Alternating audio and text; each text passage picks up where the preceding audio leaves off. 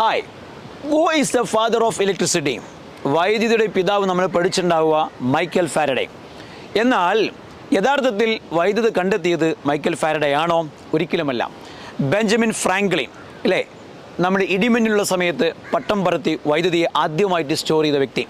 Alexander Volta സെല്ലുണ്ടാക്കിയ വ്യക്തി. George Simon ഓം, ഇവരൊക്കെ ഫാരഡേക്ക് എത്രയോ മുമ്പേ ഇലക്ട്രിസിറ്റിയുമായി ബന്ധപ്പെട്ട പരീക്ഷണങ്ങൾ ചെയ്തവരാണ്. പിന്നെ എന്തുകൊണ്ടാണ് ഫാരഡേ വൈദ്യുതിയുടെ പിതാവായത്?